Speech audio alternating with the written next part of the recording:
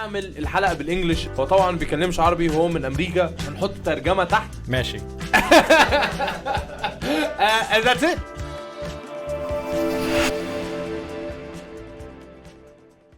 النهارده حلقة جديدة يا جماعة ومعانا جيست خطير جدا. هم مش فاهم انا بقول ايه دلوقتي. بس النهارده يا جماعة الحلقة هتبقى مختلفة شوية. هعمل الحلقة بالانجلش. النهارده معانا جوناثون كندل البارتنر بتاعي. هو طبعا بيكلمش عربي وهو من امريكا. فهنعمل الحلقة بالانجلش. هنحط ترجمة تحت. We're gonna put subtitles under. جوناثون عنده تراك ريكورد عالي جدا في ان هو بيبيع حاجات اونلاين، وان هو كوبي رايتر. هو اساسه هو كاتب، تمام. باع فوق ال 200 مليون دولار برودكتس، صرف فوق ال 40 مليون دولار في الادز، الفيسبوك ادز، انستغرام ادز، كل الحاجات دي على الادز اونلاين. عنده كذا شركة. هو بارتنر معايا في شركة virtual worker now و virtual courses now. عنده كذا شركة تانية. مثلا عنده شركة بي raise money. يعني ايه بي raise money؟ بيلم فلوس. بيلم فلوس للشركات. ماشي. بيلم فلوس للشركات. السنة اللي فاتت في 2020 في آخر 6 شهور لما 106 مليون، ولغاية النهاردة لما فوق ال 120 مليون دولار لشركات مختلفة محتاجين. What's up Jonathon Kendall? ماشي. And that's it. We don't need to put subtitles anymore. شكرا. حبيبي يا بوس. حبيبي يا بوس. I learned that that's not really a common phrase. It is a common phrase. It is a common phrase. Whoever said it is not حبيبي يا برو, حبيبي يا بوس is a liar. ماشي ولا ايه؟ أشكرك.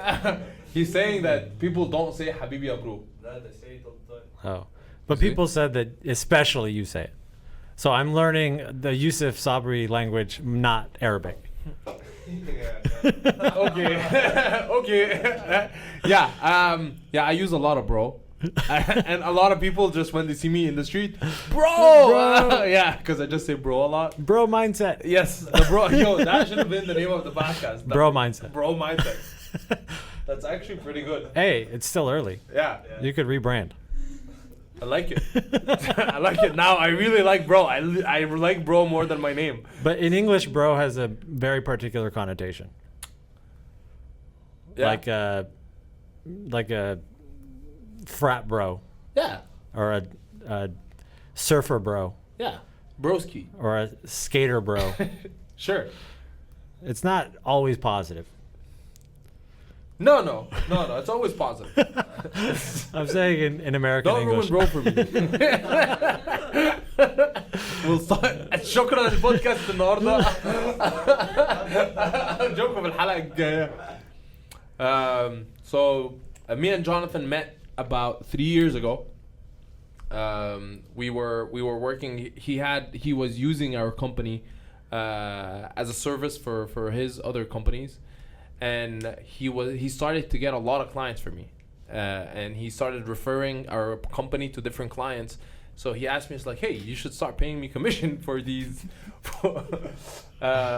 for these leads that I get you. And I was like, so why don't you just become a partner instead of paying commission? And he came and he was like, well, It's a good lesson, by the way. Yeah. Which to choose. Yeah, exactly. Even though a lot of people would think like, why would you give percentage, you know? But I definitely saw the value in Jonathon, and I know Jonathon had something I didn't have, which is systems. You know, and also like he has a crazy mindset. You know, he works like 10 times harder than me. He works, all the time. He thinks really big picture, and his goal. What is your goal in life? Nobel Prize. Nobel Prize. So that's just one of his. You know. That's on purpose because it's so far out. I like making goals that are so far out that in the short term I don't feel real pressure, so that I can focus on the process. So how long do you think is going to take you, or do you have a time limit even? Usually people win it in their 60s or 70s. Oh. The Nobel Prize of Literature in particular is usually a lifetime of work. Nice. So some of the prizes, so for example in physics, the prize is whoever did sort of the best thing that changed the paradigm of physics for those 4 years. In literature, which is, I like ideas and big ideas and writing and novels and books and you know that. In literature, it's usually more like a lifetime achievement award. So you have to kind of crush for your whole life. It's not just one book, right? You have to, it takes a long time. So for me, it's a lifetime of accumulation of wisdom and success and multiple books of success. And if I do that, then I'm probably pretty wise and I'm probably pretty successful. And I probably help move the needle of the world in some way. So I like that goal in particular. And to move into books, the Pareto principle is so strong. The Pareto principle is also called the 80-20 rule. So that means that often 80% of your results come from 20% of your effort, or 80% of your income comes from 20%, or 80% of your revenue will come from 20% of your clients. And it applies in all sorts of things. It was originally an Italian economist that came up with it, and he noticed that 80% of the crops only came from 20% of the plants, right? And so it applies to everything. Yeah. And so I thought, well, if I want to have the time to write many books, great books, if you will, I want to be really wealthy so that I can do it without the pressure of time constraints. Or if I want to go meet the best, Japanese businessman because there's a character in my book that's Japanese, I want to fly there and I want to take him out and I want him to want to talk to me because, I can help him with his business and it's just real easy. So I'm playing the marshmallow test probably for the next 5 or 10 years, building these companies, and it's really exciting. What we'll hire CEOs to either run them for us or. Can you tell us a little bit about what you did in the past year? What kind of work have you been doing? What is your big accomplishment in the past year? Yeah. So I would say I have 2 major companies that I focus heavily on. One is Virtual Worker Now with us. So I have come to Egypt twice now in the last year, and we've grown the company a lot and diversified our product portfolio a lot, added people to our company at a massive scale, built infrastructure for scale in the future. We built virtual courses now, as a sub brand. So I'm really proud of Virtual Worker Now and, all of our team that's here, and I like meeting them and being What's here. Your goal for Virtual Worker Now? What's your why for Virtual Worker The short term is 10,000 specialists. Yeah.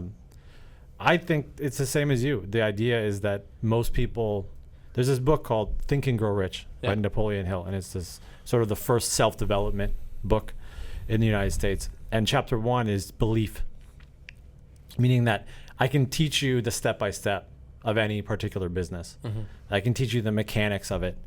But if you don't believe in the beginning that you have an out, that you can manifest whatever future you want through action, if you don't believe that to begin, you're never going to do any of the things that are necessary in order to manifest a future that you want.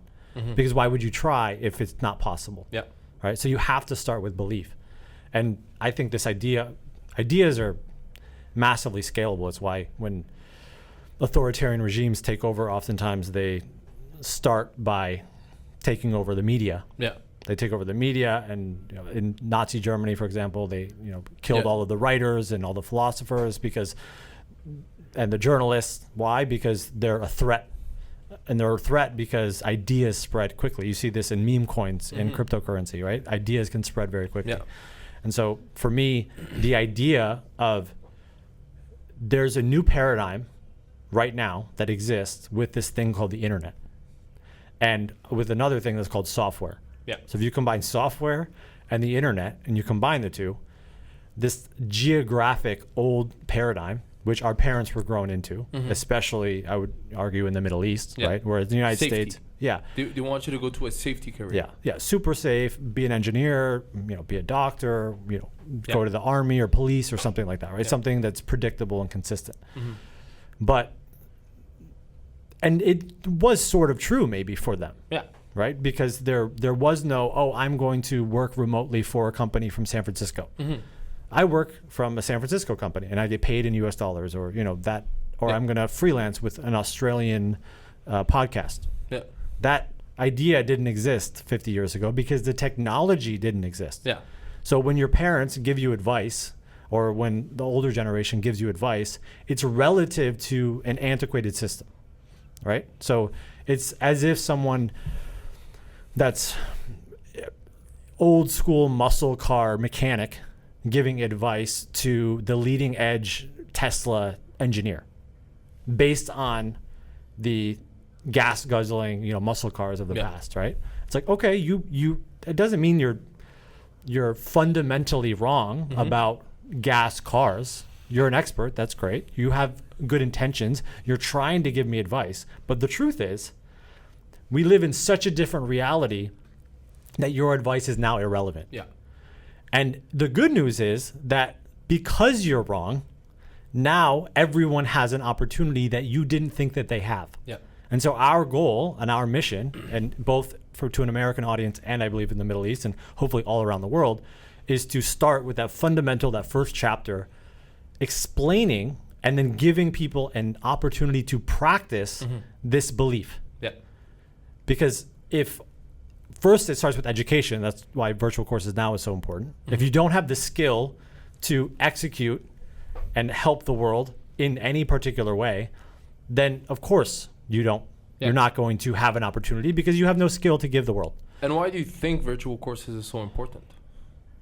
I think it's like a time machine, right? So the same professors that we just talked about this, your parents or a past generation is using antiquated theories and systems and technologies that are irrelevant today. So are your professors. Okay. Right? So your professors and even the whole educational system is built upon this very old school way of thinking, right? If I teach you... Did you go to a good university? Yeah. Nice. But I studied philosophy, which is sort of foundational. It teaches you how to think, right? Okay. And that's why I like these... Some people say that humanities degrees are irrelevant, but if they teach you how to think correctly, then how you think is applicable no matter the software or the system. It's kind of... It teaches you how to think correctly forever. Okay. Right? It means that it like scales over time. Whereas if you go to a marketing course in university, and I want to do a marketing degree. Basically. You want to do a marketing degree, right? Yeah. And you're going to take a lot of classes on branding. You're going to take a lot of classes on logo. Yeah. On supply and demand. Yeah, supply and demand. Mass market, macroeconomics, and they're not going to teach you about Facebook ads, for example. Yeah. But here's even worse. There's this thing called the exponential curve of technology, right? So the more technology that we have, the easier it is to use that technology to create more technology. Okay. Does that make sense? Yeah, it makes sense. So if you have, let's say, 5% of the population that has access to software and computers 50 years ago, they're the ones that are trying to create the next level of the technology, right? What if we expand that out and now we have 75% of the population of the world has access to technology that's 1,000 times faster and more advanced than what the 5% had? Are we going to improve technologically faster? Of course. So this is an exponential curve, right? It kind of gets ridiculous. It almost feels like it's vertical at some point, right? So the pace of change of technology is so extreme that here's back to this marketing idea.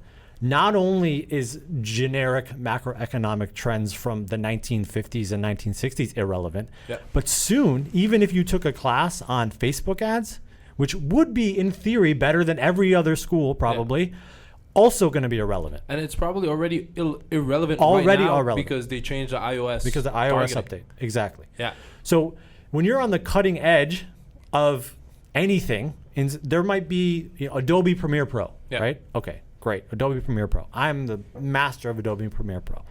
You're going to be able to have a job. But if you're on the cutting edge of it, you're also going to see the competitors coming, right? And maybe there's a competitor that makes it so easy to win, to make something that otherwise, Hollywood couldn't make 20 years ago. Now you can make on your phone, AR, motion graphics, and everything's crazy. If you can master that cutting edge technology, you can go faster. And if you can go faster, maybe you have a competitive advantage. The point is that technology and software is advancing at such a rapid pace that almost anything that a university is going to do, because it's a bureaucracy and it's a slow ship, right? They've been around for 100 years. Right? How long has Harvard been around? 200 years or whatever it may be. these really old, just like governments, they kind of take a long time to change anything. So if they need to add a new course or a new, it will take like maybe it starts 2 years. It starts at this idea amongst the staff. Maybe we should do digital marketing. Yeah. Oh yeah, we should do digital marketing. Does anyone know digital marketing? Does anyone have any experience in digital marketing in the entire business department? Oh no, they don't. Oh. All right. So, we need to recruit someone that does know something about digital marketing. All right, let's do some interviews for an entire semester. Okay, then the second semester, then that person, maybe we have to get it approved by the board. Mm-hmm. Okay, then that person, they took a course somewhere else, and all of a sudden 3, 4, 5 years later, you have someone who's actually not qualified. Yeah. Teaching something that's antiquated by the time that they're teaching it. Where the VCN, virtual courses now, are taught by practitioners, people that are doing the thing on the cutting edge of society. And then because we can make a pivot very fast, so if there's a TikTok comes out with a new trend. Every week we post a new trend. Every week we have a new trend. So you are not just learning about what actually matters. You're learning about what actually matters right now. Mm-hmm. Right now, not 3 months ago. So why are people so obsessed with university? If it's one, because probably when you're young, this is a little philosophical. Well, the easy answer is because our parents tell you to. Yeah. The second easy answer is because it gives you some immediate status without actually having to think. Mm-hmm. It's just kind of a robotic thing. I will get a degree and therefore I will be seen as a certain level in society, right? And you're not optimizing. Who went to university? This is an interesting question. Who went to university, who's listening to this, and you thought to yourself, I want to go to university because I want to give this value to the world. And in order to give this value to the world, I need to acquire this skill. And I've decided that to acquire this skill, university is the most efficient way to acquire that skill. Bullshit. No one. Oh, go ahead. Bullshit. No one thought that, is my guess. Yeah. They were mindlessly, no offense, because they're young, right? And I wasn't smart when I was 18. You're just kind of trying to do the next thing, right? And you heard from society and your parents that 30 years ago, if you went to university, you were probably, of the higher class and you got a good education. Yeah. And then you got a good job. Not relevant anymore, but that's what you were taught. And so now we have the momentum of society, the momentum of history, the momentum of tradition that's just kind of pushing people into this old factory mindset, which is completely useless, takes way too much money, is way inefficient to learn the skill compared to mentorship and live training of what's happening in the world. And on top of it, by the time you get out of the 4 years, TikTok might not even exist. Yeah. So even if you're on the cutting edge of a marketing department that's just crushing compared to every other university, and they have one TikTok class, okay, even though it's the fastest growing marketing platform in the entire world, but we'll have one semester of one class on it, which most don't. But even if it did, that would be the paragon of marketing university departments in the world. Even if you do that, there's no guarantee. I would not bet my life savings that TikTok will exist in 4 years. Look at Facebook. It's rebranding and it's doing a metaverse, like completely different, out of this universe. Crazy. Who's on Facebook anymore? Yeah. So I have another question. You've worked in Silicon Valley as well. Yeah. Right? So in Silicon Valley over there, do the companies need to see your degree? I didn't know it was that funny. Like, is that what they ask for? It's like, oh, you have a degree? Oh, you have a university degree? Please, you're hired? I'll just give, short answer is no. Let me give you an example, okay? Yeah. So you're the boss. Cool. All right? Silicon Valley is a world of high stakes. And the reason for that is because tech companies scale very quickly. So can you just tell them where Silicon Valley and what's in Silicon Valley really fast? So all right. So the history of Silicon Valley is silicon is computer chips. Okay. Silicon, right? So like Intel, right? Computer chips. I didn't know. Does that make sense? Yeah. So it's a valley where the modern computer and technological companies began, right? And it's right below San Francisco. So the infinite scalability of software And like Microsoft, for example, is such a powerful company. Why is Microsoft such a powerful company? It is a country. Yeah, I know. But why is it such a powerful company, right? It's a powerful company because it's infinitely scalable. And what that means is that when I sell you a t-shirt, right? Mm-hmm. I sell you a t-shirt for $2 and it cost me $1, mm-hmm. and then it cost me 50 cents in marketing. So I made 50% profit. That's my income statement, right? And then if I sell your friend a t-shirt, how much do I have to? It's another 50 cents. That's fine. But I had another $1.50 in cost. Mm-hmm. What is it's called variable cost of adding another Microsoft account to Microsoft? Zero. That's what I mean by infinite scalability. What it means is you build. So your overhead doesn't change. If I sell 1 or I sell 1 million, I do not increase my cost of goods sold. Yeah. So they have engineers, of course, that are constantly updating. Customer support. Of course. That's a good problem to have. Yeah. Oh, we have so many customers that we need to increase customer support. But the costs of goods sold, you don't have any, basically. Yeah. This is why software companies are often the biggest companies in the world, right? Because they're not only massive revenue, but they're also margin, mm-hmm. right? Whereas Walmart or Amazon, yes, they're big companies, but they're not as profitable, right? Because if I sell something for $1 and it costs me 99 cents, yes, at scale, mm-hmm. if I sell everything in the world to everything, that 1 penny times for a lot is going to be a lot, right? But it's very difficult logistically. Yeah. So their profit margin is like 1-2%, something like that. Yeah, or less. Yeah. I mean, Amazon is 0, but where did Amazon make their money? Think about that. AWS, Amazon Web Services. What is that? Free. What software? It infinitely scales. Yeah. Right? Genius. So same thing, right? They build. So that's why it's impossible to compete with Amazon. Yeah. Because they don't care about making money on their e-commerce. That's why. Damn. Yeah.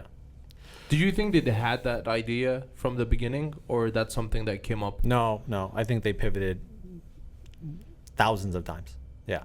That's why when you're investing, you usually invest in the entrepreneur. You invest in the person. You don't necessarily invest in the idea. Everyone has got an idea.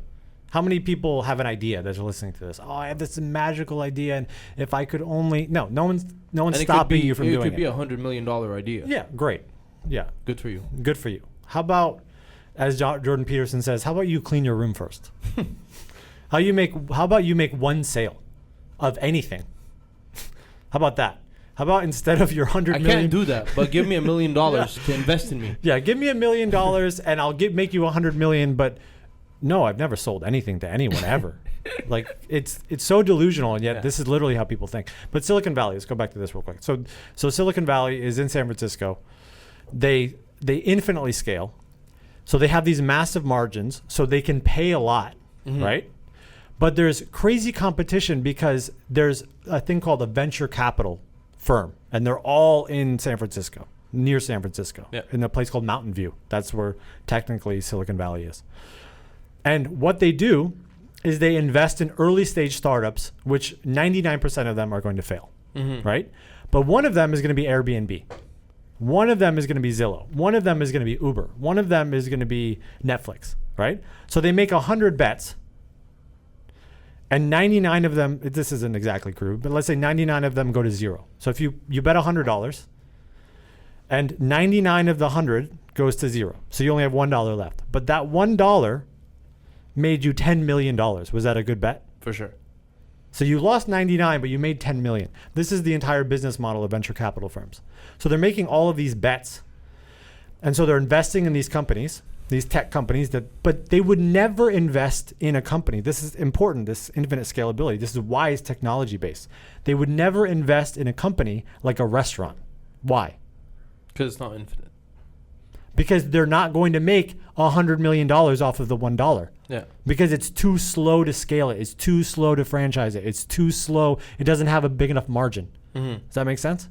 So they wouldn't invest in companies like that most of the time, right? Sometimes if it's, I won't get too advanced. But the idea here is that they'll invest in a company that's early and say, okay, you have 1 month, right? You have 1 month. And then you're going to run out of money. This is called a runway in Silicon Valley, right? So you have 1 month. or 1 year, let's say, 1 year of money. I'm going to give you $1 million and you need to build your team. And you have 1 year and you better start making money or else you're out of business. Yeah. Okay? If you, when I come back full circle, you're the boss of this company. You just got 1 year of money. Yeah. Okay? And you got to build your team real fast. Okay? What are you going to optimize for building your team? You only have 1 year or you're out of business. Mm-hmm. Are you going to optimize for skill? Yep. Or piece of paper resume? Fuck the piece of paper resume. They don't give a fuck, bro. Zero fucks. I've never in my life in Silicon Valley ever looked at someone's university. Ever. I don't know any other entrepreneurs who have ever looked at anyone's university. No one ever asked you for... No one ever asked me what university. It's maybe after, when you're just talking as colleagues, you're talking about your history and, I like the Yankees and you like the Giants and, oh yeah, I went to this university. It might come up because you're human, but it's not a variable. It's not a variable because the stakes are too high. It's the real world. Mm-hmm. You have to show up. And is there people that didn't even go to university? They're dropouts? Oh. And, okay. 100%. Mark Zuckerberg. Like all the ones that succeeded, all the top ones. Yeah. How did they get that smart? How did they make it without university? Like, how are they like the richest people in the world? They're risky, aggressive. They don't ask for permission to be world class. They're obsessed with learning. They're always on the cutting edge. They're good leaders. It's a combination of a lot of things. But I would say the core is being obsessed with learning. That's what it is. How can you we are be not. obsessed? Here's the thing. There's this kind of whole idea of like, I'm good enough. Yeah. And I am worthy. It's like, yes, as a human, as an entity, of a child of God, your soul, of course, everyone has value. Of course. I'm not saying that you don't have value. But if I don't know Adobe Premiere Pro, I don't know it. Yeah. Like, I don't know it. You can't, I'm not, if you put me in this position and you're like, oh, edit this video, I'm not good enough. So it's okay to not be good enough, right? And not to attach your identity to how good you are now. Mm-hmm. But that's why I said the meta ultimate skill is being obsessed with learning. Because if you're obsessed with learning, then you say, well, I don't care if I don't know it now, but I'm going to learn it. And now I have that skill. I put that in my back pocket. And now I practice another skill and I put that in my back pocket. And I'm okay with the process of not being good at it. And I don't have the ego. I don't attach my self-identity to how good I am now. You're shit at almost everything. So the biggest problem is that people attach their current identity or their current self-worth rather than something that's stable, ironically, which is, I am a learner. Yeah. I am someone who learns. I am someone who acquires skills. I am someone who, when I am afraid, I do it anyways. I am someone who attacks things that I'm not that good at yet. Mm-hmm. All of that is very stable, ironically, because now I'm untouchable. Oh, you're not very good at that. Yeah, no shit. Mm-hmm. Why would I be good at that yet? I haven't tried it. I haven't practiced it. I've only been doing it for a year. I've only been doing it for 2 years. I did it for 2 years, but I kind of half-assed it and I know it. Yeah, no shit that I'm not good at it. Who cares? I am someone who is learning. I am someone who is acquiring the skills in order to give more value. That is powerful. Mm-hmm. Now you can't touch me. But if I am someone who hopes that you tell me that I'm good at this thing that I don't really practice very much, but I have a degree at it, so maybe someone will tell me that I'm great. Like, you're like pixie dust. Mm-hmm. You have no solid foundation. You're hoping for validation from people that probably don't know anything about your skill. So you're obsessed with learning. I know it's been 3 years, like 3-4 years. We've known each other. You've read how many books probably? I don't know, 500, something like that. Yeah. And why is that important? Like, and you made me obsessed with reading. And I had some resistance in the beginning. My sister came in, she didn't believe. She used to make fun of me. Most people would make fun of me when I bring up books. Like, yeah, you should read these books because you don't really know why you're doing what you're doing. you need to figure out why. What is your why? You know, so you may as well read a book called "What Is Your Why," or Start with Why. Start with why. So why is reading so important? Do you know anyone that's written a book?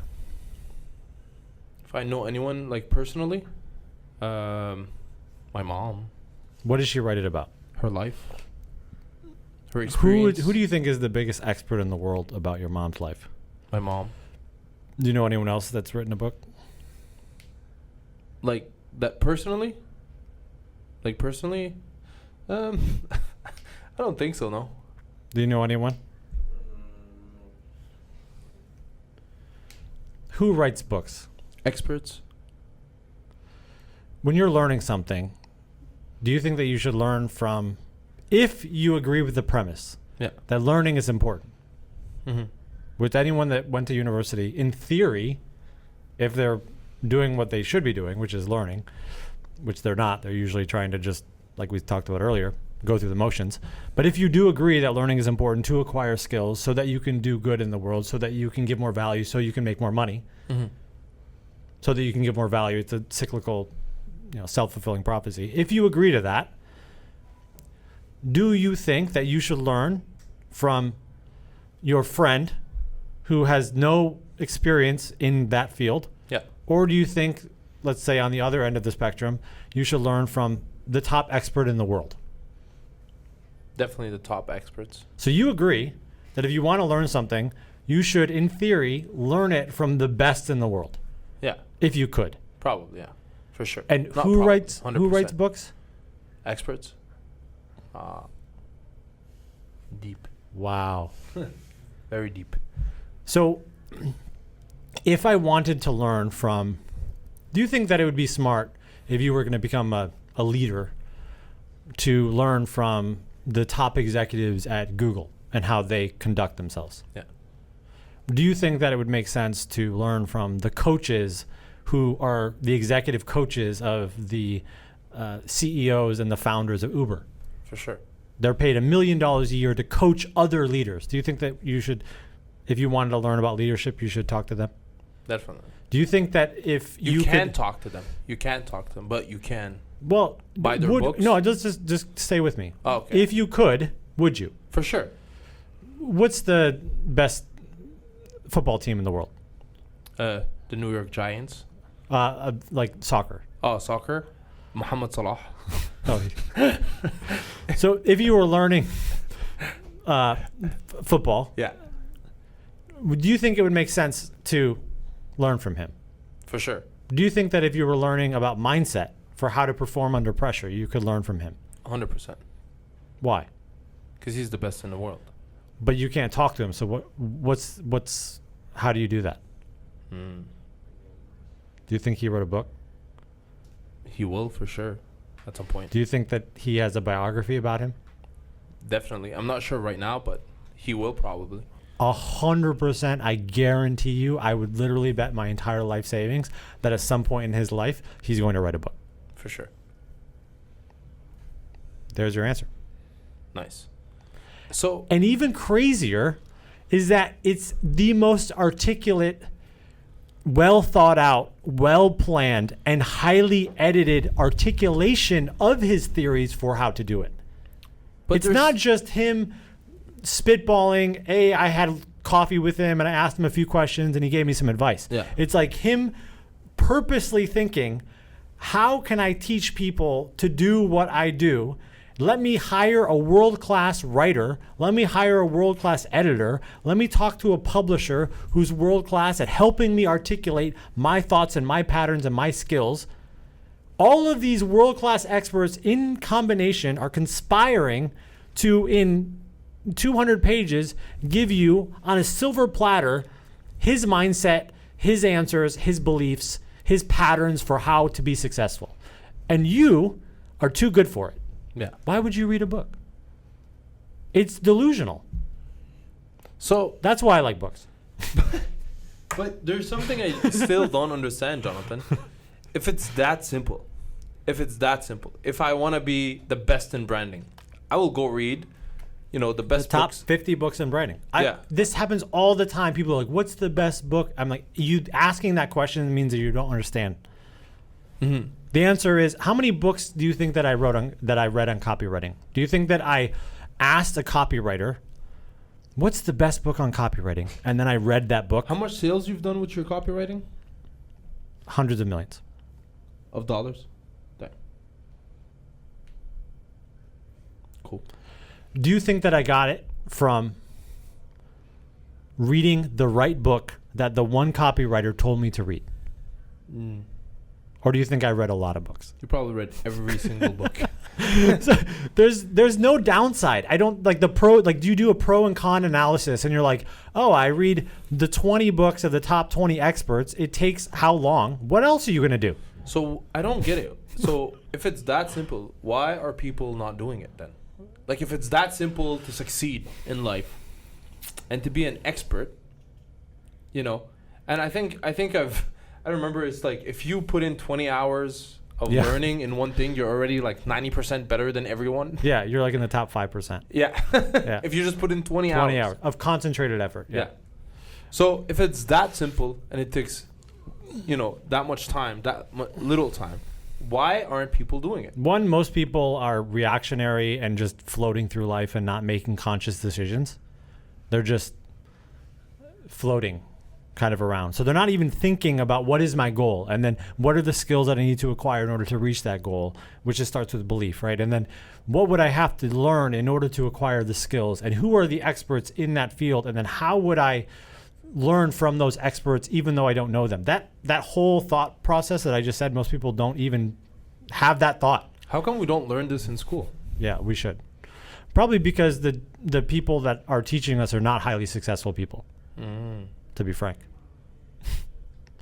They're also went around and they were just told what to do and then they went to university and then they did something and then maybe they didn't succeed at it. So then they were like, oh, I guess I'll teach as a default. And then so now you're learning from, someone that's mildly good at the thing from 20 years ago. That's your teacher. Mm-hmm. You're learning from someone who was a failure in the real world based on the paradigms of 20 years ago. And so no shit, they don't have a great mentality. No, they don't. If they had these patterns of thought, then they would have been doing it themselves.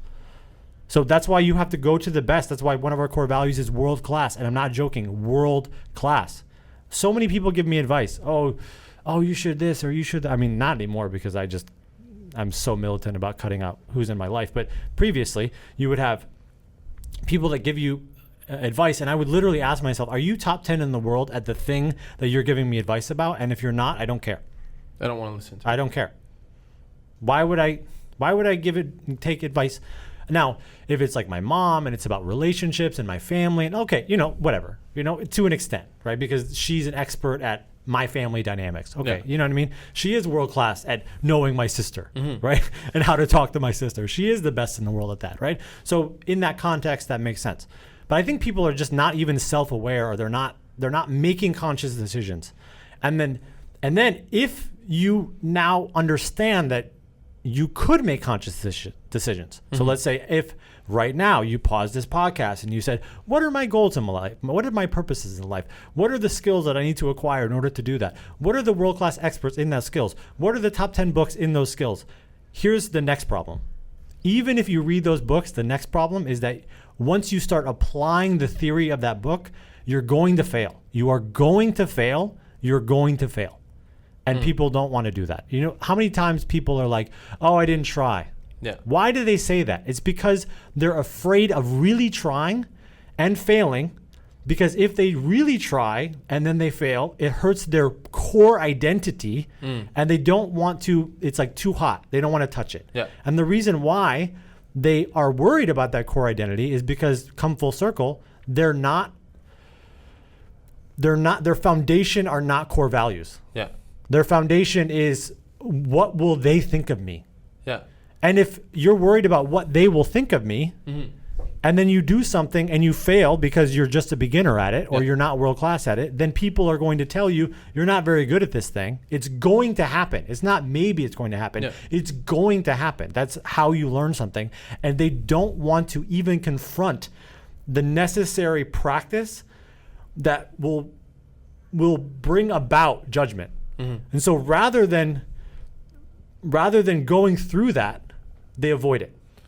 Also, a third is people are just lazy and hedonistic. And a lot of times it's easier to watch Netflix and order a pizza. Do you think we're afraid of failure because we've been brainwashed from school that failure is bad, and we're always afraid to fail in an exam, or if we fail, our parents would like punish us, or the teacher or the students would make fun of us? So do you feel like we've been brainwashed since we're not young that failure is bad? Hence, not a lot of people go out in life and take risks and fail and come back and fail and come back. And the people that do take a risk and fail a lot become more successful? Or is it just, do you think it was done on purpose that we got brainwashed that failure is bad? I think that failure is relative. I think it's actually biological. So I think the reason everything comes back to like safety and mating, right? Like if you think of our like core fundamental DNA is the same as like a bacteria. And what is a bacteria trying to do? It's trying to not die, and it's trying to reproduce. Yeah. So a lot of our fundamental instincts have to do with survival and mating.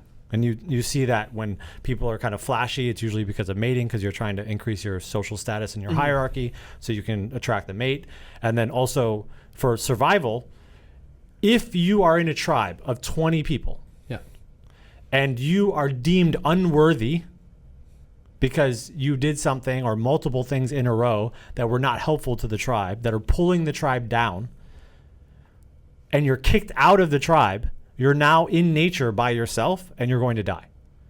We're pack animals, right? So there's something real fight or flight deep down in our biology, our amygdala, like our animal reptilian brain, that is afraid of putting yourself out there and failing.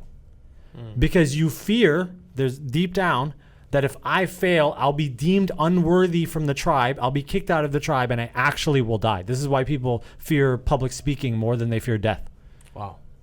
Because it's so far down. They're like, I don't want to be, I would rather just blend in, right? Because if I put myself out there, put your neck out there, what does that mean? You're vulnerable. Yeah. Right? You're vulnerable to attack. If I don't try, if I don't do anything, I just kind of, stay to myself, then no one will ever judge me. And if no one ever judges me, I won't be kicked out of the tribe. I just do the minimum effort to not get in anyone's way. And listen, this is why it starts with, what are your goals? Because if your goals are to, listen, I don't have a purpose in life of like changing anything. My purpose is not to help people, really. My purpose is to make my friends laugh and, drink some coffee and, have a good time and not hurt anyone and spread joy. Great. There's nothing fundamentally wrong with that, unless if you're not doing something to hurt people. Do whatever you want. Be a hermit. Order Domino's every day and watch Netflix. You're not hurting anyone. Okay. Like there's nothing fundamentally like philosophically wrong with that. What is wrong is if you have a purpose. You have something that's fiery. You have something inside of you that calls you to, like the hero's journey, calls you to adventure. Yeah. And you're like, ooh, I got some destiny in me. I'm going to do something. And then you're too much of a pansy to actually do it because you're afraid of the many failures that are necessary to acquire the skills, then shame on you. And don't lie to yourself. That's deep. That hurts. Yeah, it should hurt. That's why I ask people, what's your purpose in your life? What's your purpose? That's your largest goal. So how do people find their purpose? If a lot of people, and I receive a lot of DMs, like, I'm lost, I don't know what my purpose is, I don't know why I'm studying this. Like, how do I find my purpose? How do I find my why? Stop restricting possibilities in your brain and just meditate on it or journal about it. What if there were no limits? What if I was willing to, as Gary Vee says, eat shit for 10 years in learning this skill, and the last 20 years of my life I just crushed it? What would that look like? Ask yourself really, not relative to the country I'm in and relative to, it's not fair because everything's political and, relative to, my family isn't whatever and relative to, like, none of that bullshit. Really open the floodgates of possibility. Mm-hmm. That's why I say Nobel Prize. It's scary. It's not one person a year. It's one person every 4 years. All right. So before they even have to find their purpose, they need to find their drive. They need to be driven. They need to believe that if they had a purpose, they could pull it off. So they need to try different things until they figure it out. I think that they could figure it out pretty quickly if they just were honest with themselves. I don't think people are honest with themselves because they don't want to face it, because they don't think that they're going to do it. Mm-hmm. So it's like, why would I dream of something that I know I can't do? So it's way easier to just follow what society tells you to do? Yeah, of course. Yeah. Because then you're not hurting anyone and you're not going to get stepped on and you're not going to get kicked out of the tribe. And I'm not going to disappoint myself and I'm not going to disappoint my family. So I'm better off going to a job that I hate for the next 50 years? I think it comes back to people don't even think. Okay. They don't think that they have an option. They're not even asking the question, what's the alternative? Mm-hmm. They're not asking the question, what's my like the reason why they can't find their purpose, they're not even asking the question. I don't believe that you're honestly asking yourself the question. Yeah. Are you journaling about it? What is the purpose of my life? Gun to the head, like your mom is going to die tonight. If you don't write out, somehow you're going to figure out what is the purpose of my life. And like ding, ding, ding, I'm going to tell you what it is as something to do with helping other people. Yeah. It always has to do with helping other people. That's so funny. Like before I start this company, and I used to be a waiter and I used to go to school and everything. And every single day I would ask myself, what is my purpose? Every single day. It's crazy you figured it out. Yeah. And now I think about my other friends that, like, I'm not saying that because they have a 9 to 5. I'm just saying because they say that they hate their job, and they never had a conversation of like, what is my purpose? Their purpose was like, oh, I need to buy a house. Oh, I need to get myself a new car. Oh, I need to, buy this bag. Oh, I need to buy this watch. But it's selfish. Yeah. But now I remember I was like, why am I on earth? And I had a lot of rich friends, so I never really cared about like money, because all my rich friends were depressed, and I saw them. So like, I got, I got to see this. So like, money wasn't really my goal. I always I definitely want money to be comfortable. But now I'm realizing that I was really, really obsessed of the idea of why am I on earth? Why am I here? What am I doing here? Who can I help? Is my purpose to cook? Is my purpose to serve tables? Is my purpose to, change lives? So it's the first time I realized that I was always obsessed. I used to work as a security guard, and I used to walk around and I was just like, I would go crazy. I'm like, I know my purpose is not to be a security guard. I know my purpose is not to be a waiter. What is my purpose? And I was making really good money. Like I was making maybe $6,000 a month, being a security guard, a waiter at the same time. But yeah, that's crazy. Yeah, why are you here? It's a real question. Gary Vee talks about this as well. You won the lottery. This, if you believe in physics at all, this microphone is made of the same shit as we are. It's just organized in a different way, right? In terms of it's all made of an atom, right? It's like an atom is a proton and a neutron with an electron and series of electrons spinning around it. Yeah. Right? That's what that's made of. That's what we're made of. But somehow we're organized in a different way. So if you're an atheist, you are super lucky. So what are you going to do with that luck? Yeah. If you're a believer in God, of any sort of God, then you are made probably for some purpose. What is that purpose? Yeah. Your purpose is to eat food and sugar that you like and watch movies and, chase girls or boys and,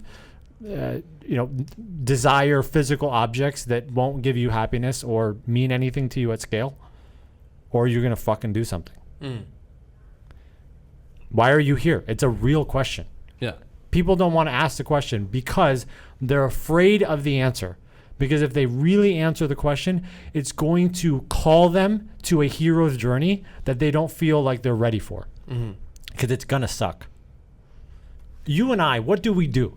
It's so funny. People the truth is, I'm going to call you out. I'm going to call myself out because on Instagram and all this kind of stuff, it's like, yes, there's an element of, wow, like, you know, they live a cool life. And legitimately, we do live cool lives. I was just in Hawaii and then I was in New York and now I'm here and then I'm going to Ukraine. I'm going to Berlin. Like, okay, I understand. I do live kind of a ridiculous life. But the truth is in the day-to-day grind of it, like when we were here. Like the 12 hours out of the 18 hours that we're away. There is like, how many times have I asked you, and I've been in Egypt for 5 weeks. How many times have I asked you about going to a nightclub? Yeah, a nightclub. Yeah. Or going out or seeing this or doing that, or why don't we do that? No, because I have a mission. Yeah. And that mission is more powerful than any hedonistic desire of what do I want? I don't give a shit what I want. Yeah. It's so selfish. So you have a mission, right? So I want to go back and circle back to the marshmallow test. Because you make enough money right now and I make enough money right now that you could just stop working, right? Yeah. Live a very comfortable life, and that's it. And you know, but no, you want more than that, and what you want is like 5 to 10 years ahead. So how are you that patient? Why are you that patient? And because what I see right now, because of social media especially, that people have no clue what reality is, what the real reality of being successful and attaining success. And that's why I'm really doing this podcast. Because, you know, and I bring people that are on social media on purpose. Because these people, like yesterday, I had a guy, his name is Mahmoud Al-Aidin, you met him. You know, he owns over 14 brands, over 64 stores. So people could see him now, like he has a Tesla, he has really cool cars. And like people like are like, oh, I want to be him tomorrow. You know? But what they don't understand, this guy is 36 years old and he started working when he was 9 years old. So they don't see that process. You know? So what do you have to say to people that don't understand that success takes time, takes patience, and they need to trust the process and enjoy the process and be obsessed with the process? I think you have to start with the premise that money is earned by giving value to the world. Mm-hmm. You always say a quote, I think that Elon Musk says, you're paid in direct proportion to the difficulty of the problems you solve. Mm-hmm. So getting to Mars is a pretty difficult problem. Mass scaling an electrical fleet of cars that people want to drive, which can help the world, is a difficult problem. Mm-hmm. So now he's the richest man in the world. He's probably not the richest man if you include like Putin and, you know, there's other people above the Rothschilds, the people who own the Federal Reserve. But, you know, publicly he's the richest man in the world, right? The Saudi Arabia royal family, that kind of stuff, right? Like company, publicly traded companies. Yeah, publicly traded individual, private person that doesn't have self-made. The wealth of the entire country, you know? Yeah. So, self-made individual person. You know, he can make any unilateral decisions he wants without, you know, needing anyone's permission, right? You are paid in direct proportion to the difficulty of the problems you solve. And the difficulty of the problems you solve could be a small problem that you solve for many people, right? Like Amazon. Yeah. Or a very, very intense problem. Yeah. Right? That's super deep, like going to Mars. Mars. People don't have time. People want to be successful next week. Well, it doesn't matter what you want. The universe isn't stupid. There's no tricking the universe. There's no tricking God. You want to get real deep again? Do you think that you deserve a shortcut when everyone else had to actually earn it? Mm-hmm. What delusional insanity do you think that the world is? You think that because you want it, matters? But I'm depressed. You're depressed because you're thinking about yourself too much. you're you're depressed because you don't have a purpose that you're acting into usually. Now this is, chemicals aside, I'm not a doctor, right? But a lot of the time, Prozac is like the number one antidepressant in the United States, and they've done a study where instead of Prozac, they had people go to the gym every day, and it had the same effect. Wow, that's interesting. That's crazy. This is controversial, but my point is that people that want it fast, I don't want to say don't want to give value. They don't want to earn it. Yeah, I want to make it clear. I'm not saying I'm depressed. Like, there's a lot of different forms of depression. My mom had depression, and but I'm saying people that are like saying they're depressed because they didn't make it. They're like, oh, I'm not making any money, and they just stay home and they don't do any. Yeah, they're impatient. And they're like, no, I'm done. Like, yeah. How old is Elon Musk? He's probably in his 40s, 50s? 50s, probably. 50s? Yeah. I mean, it doesn't even matter if you started when you're 50. Nonetheless, it's like there's laws of it. Like you can't beat gravity. Like the laws of thermodynamics are what they are. Mm-hmm. So if you want to give value to the world, you have to have the skills to give value to the world. In order to acquire those skills, it takes a long time to master anything. You can't, just think about it like football, okay? Again, think about it like sports. I want to be in the Premier League. I see them on Instagram. I see them on TV. I want to be, in the Spanish league. I want to play for Real Madrid. Why can't I play for Real Madrid? I'm depressed because I can't play for Real Madrid because I tried for a year. I played every day for a year, and now I'm not playing for Real Madrid. What's the problem? How does that sound? Very, very, very smart. So that's how I view it. Yeah. When someone's like, "Oh, I'm not," it's like, "No shit, you're not." Are you kidding? Like, you live in La La Land. You're not giving value to the world, so therefore they're not giving you money back. No shit.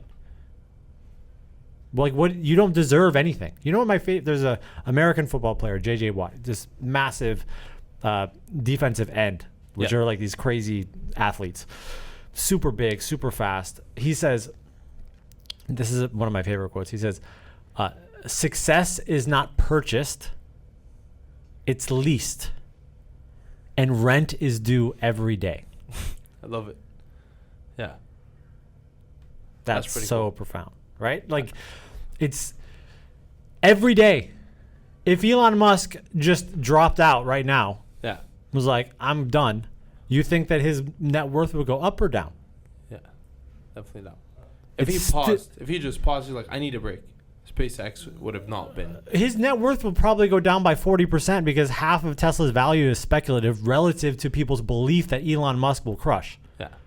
They're not, like, their value of the company is not relative to their income statement. It's relative to they invest in Elon Musk. Yeah, they're investing in Elon Musk. So if Elon Musk goes down, Tesla will go down. It'll create a panic sell. His net worth will literally go down by $150 to $200 billion like that if he stops. Rent is due every day, even at the highest level.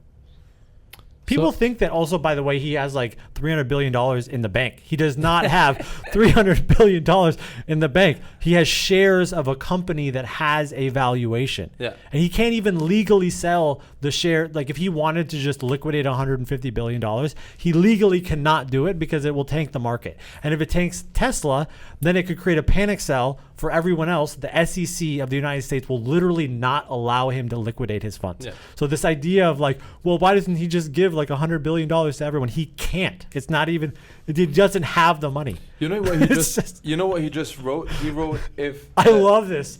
Oh my God, this is like one of the best things I've ever seen him write ever. I know exactly what you're talking about. You can say it.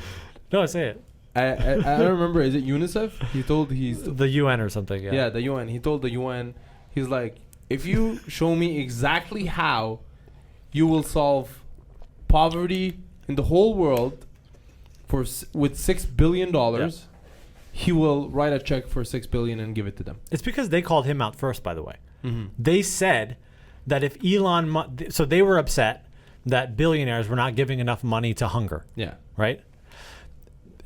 you know, the Bill and Melinda Gates Foundation is getting all these billionaires to give them all of this money, but they're trying to eradicate most diseases. That's like the main thing that they're doing, or like clean water, but they're not really going after hunger. So the UN said, well, you know, you're not giving enough attention to hunger, right? And they said, and they called them out. They said that Elon Musk, 2% of his net worth could solve world hunger. And then he tweeted back, if you can give me, and he said you have to reply publicly, not privately. You have to reply publicly in this tweet. He said, reply in a thread and explain to me with proof exactly how 2% is 6 billion of my net worth will solve world hunger, and I will give it to you. I love it. It's so good, because this is why people don't believe in like governments and nonprofits, because they don't really have skin in the game. Yeah. Because they don't have to earn their value. They're like, hey, just give me money, or here's taxes. Whereas in the open market, you better compete, right? So you can't be inefficient as a company, because a competitor is going to come kill you and give a better product at cheaper, right? Whereas if I'm the government and I have a monopoly over everything, or I'm the United Nations and I have a monopoly over everything, I don't have to be efficient with my money. And he knows it. So he's like, tell me exactly how you're going to do it. It's so good. And do you even think they know how they're going to do it? No. No clue. Huh? No idea. I feel this is like how most entrepreneurs, like young people that want to start, they're like, you know, they're like, oh, I need money to start this business. But they have no clue what they're going to actually do with the money.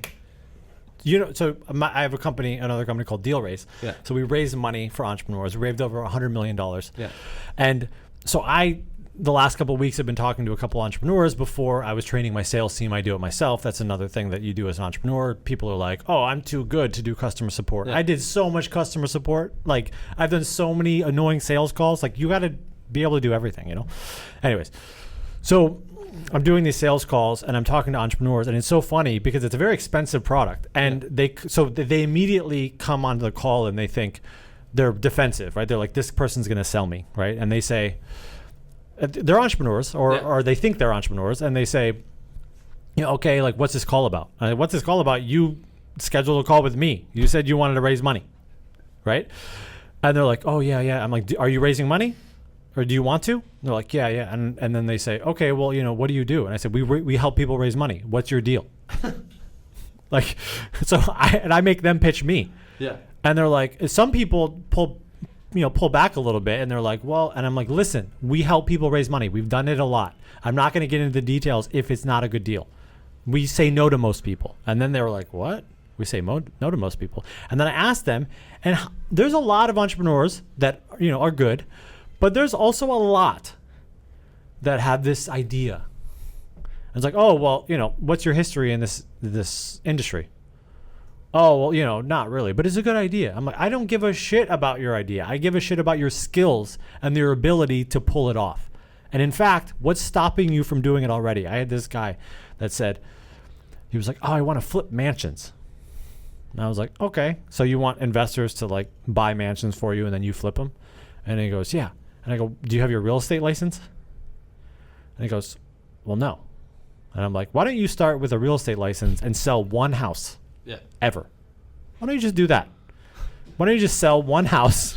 You get one person to let you sell their house for them. Do that one time and then do it twice. Yeah. And if you can do it twice, do it 3 times. And if you can do it 3, do it 50. If you can do it 50, then you sell a bigger house, right? Then you sell a bigger house.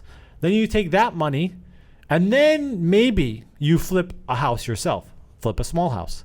And then you take that money, you flip another house. And if you do that 50 times, then maybe you're eventually flipping a mansion. Mm-hmm.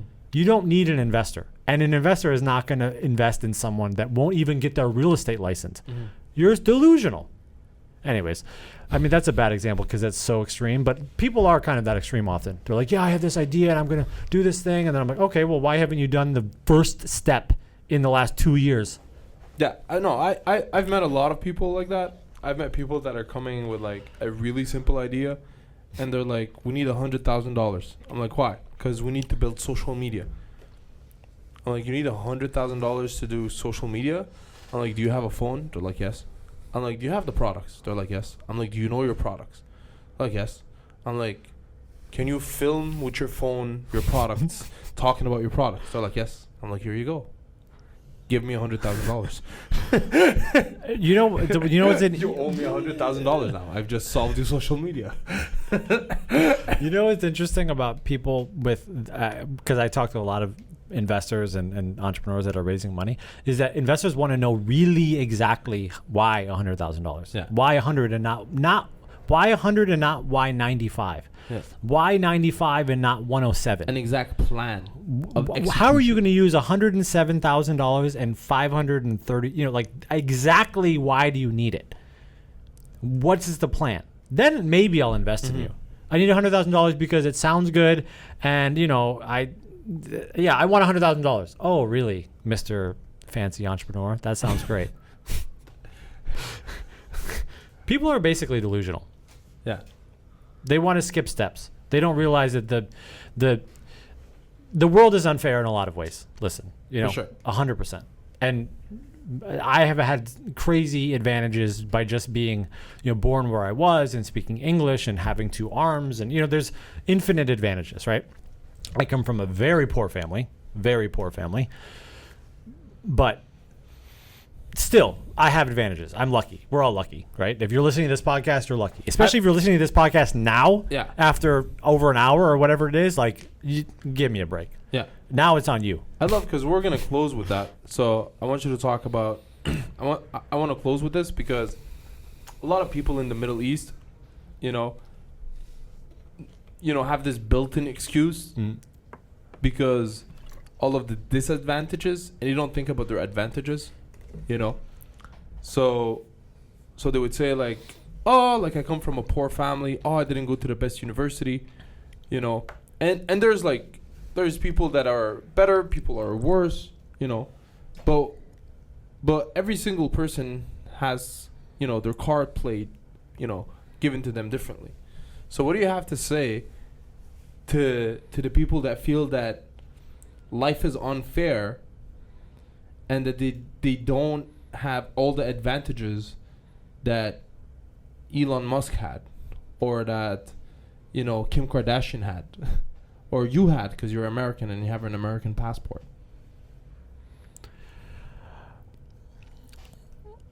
It goes back to the question of purpose. Why are you here? Really answer it. Feel that question. Feel it. Why? It's very philosophical. It's very deep. It's very scary. It's going to be. Why are you here? What is your purpose? Now, not based on what I think I'm capable of doing relative to my current mindset and current skills. No. What is my actual purpose? If I have no limitations, if I was given all of the opportunity, if I gave you $10 million into your bank account tomorrow, what are you going to do? What is your purpose? I took away all your excuses now. What are you going to do? Feel that purpose. If it's real, now you have to ask yourself, are you going to allow yourself to give into your own excuses, or are you going to do it anyways? And figure out a way, no matter what it takes, no matter how Even long if it's it takes. 25 years. Yeah. Even if you have to eat shit for You have to 10. learn English from the beginning. You have to start from scratch. Is it possible? Is it possible in any scenario? The answer is yes. Especially if you're listening to my voice right now, give me a break. Like, there are some people, if you're a kid, you know, that's literally eating garbage trash in Guatemala, like I met some people like that. They don't even speak Spanish. You know, they speak some Mayan local dialect. I mean, that's real tough to get out of. Like, it's real tough to get out of. Some people still get out of it. For sure. If you're listening to this, it's your fault. Nothing is really stopping you. You're stopping yourself. You're stopping you. 100%. It might be extremely difficult. But extremely difficult is not impossible. So the question is, are you going to do it, or are you going to settle for what's easy? And ultimately, the digging in, and this is really what it is. Are you going to do the thing that is moving you in the direction of your purpose, which is usually about other people, helping other people? Or are you going to do the thing that is easier and optimized for yourself? That's fundamentally the question that you have to ask yourself every decision you make. And if you consistently optimize for the choices that are difficult but will move you in the direction slowly but surely towards helping other people and your purpose, you will eventually get there if you're determined. If you make choices based on optimizing for yourself and your own desires and your own hedonism and your own what's easiest for me,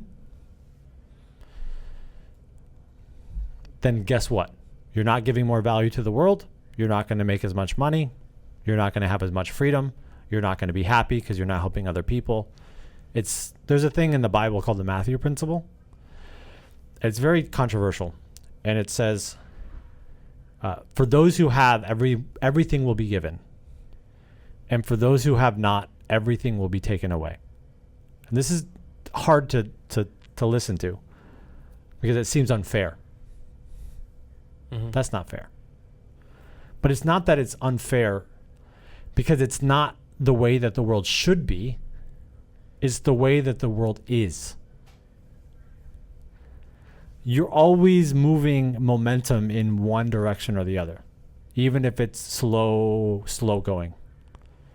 And so every day, every single decision that you make is moving you closer and closer and closer and closer and closer and closer and closer and closer to your purpose and helping other people, or closer and closer and closer and closer and closer and closer to your excuses and giving in to your own momentary desires.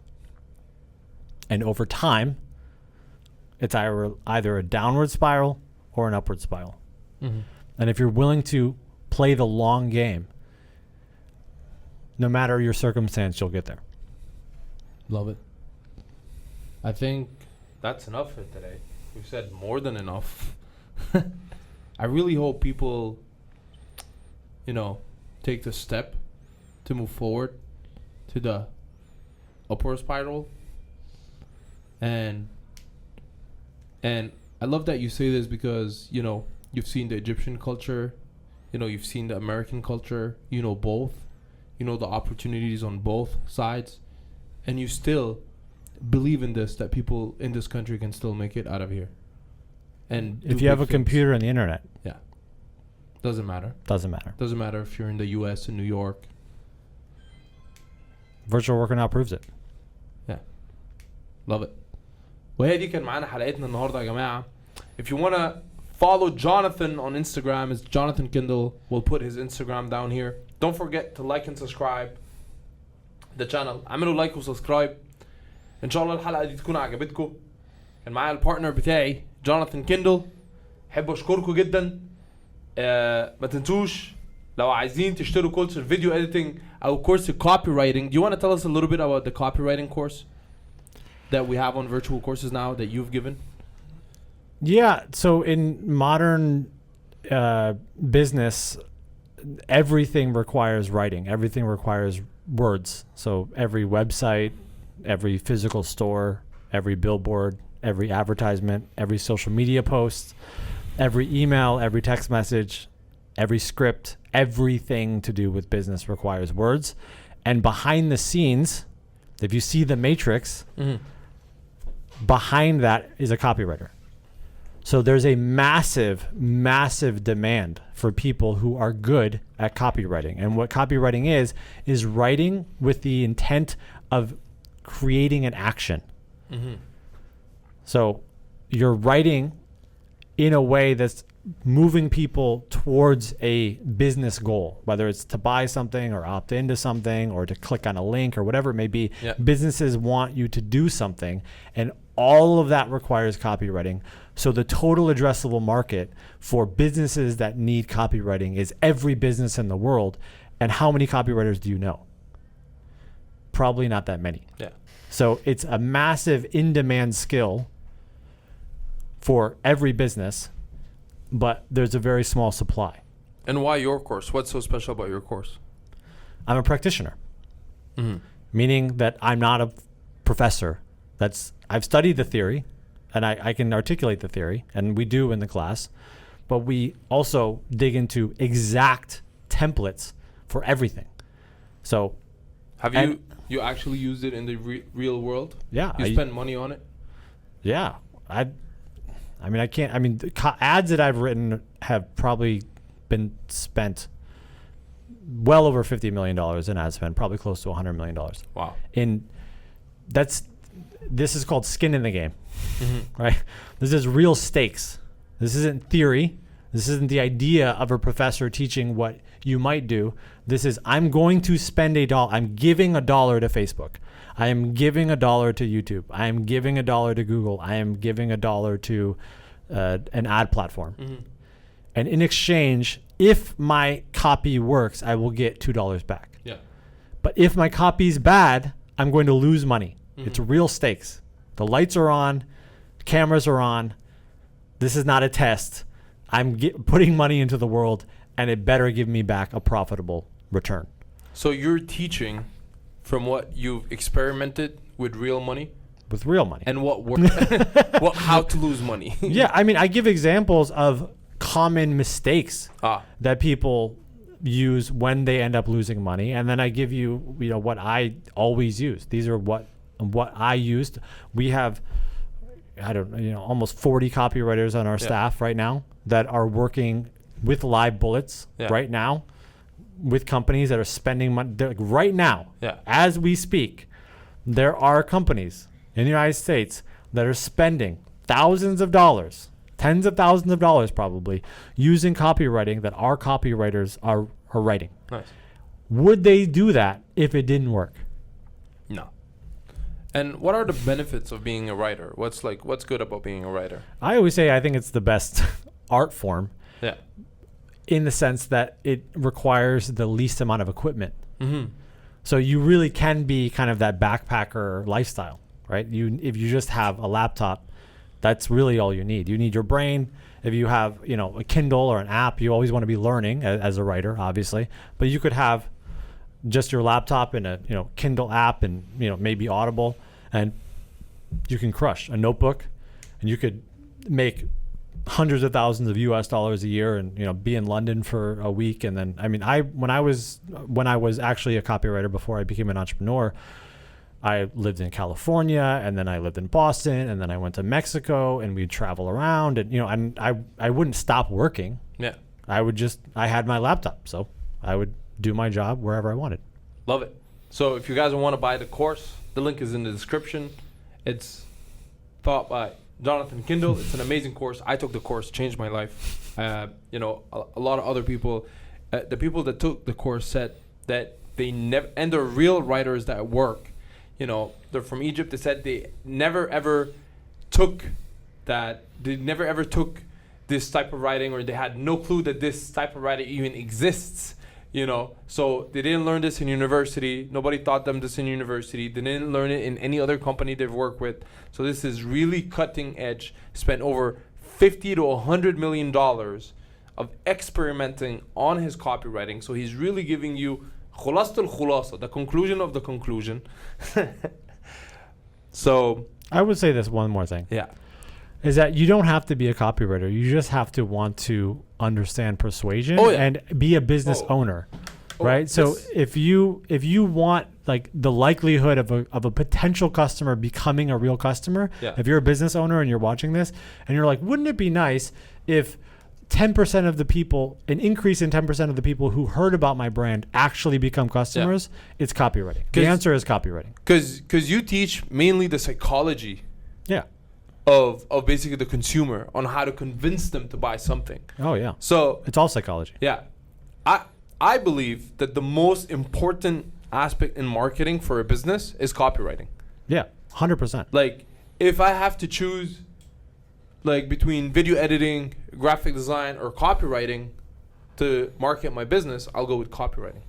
I mean, it's objectively obviously true because the most sales were done way back when in newspapers, Yeah, via sales letters, via just copy. exactly. So there was, direct marketing sales that was done before there were televisions and at scale. So they would write articles, send them to people's homes, and then have a little order form, and they would write a check at the end with just copy. So copywriting is very ancient. It's a very old way of persuading people to buy a product. So 100%, if you say you only have video, or you only have copy, or you only have graphics, 100%, 100 out of 100 times the answer is copy. Love it. And that's it for today, guys. Thank you so much for watching. شكرا ان انتوا اتفرجتوا، بحبكم جدا.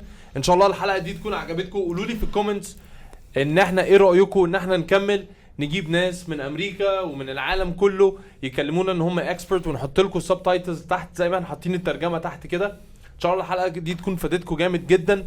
بحبكم جدا. شكرا جوناثان كيندل. شكرا ماشي. شكرا ماشي. حبيبي يا برو. حبيبي يا برو.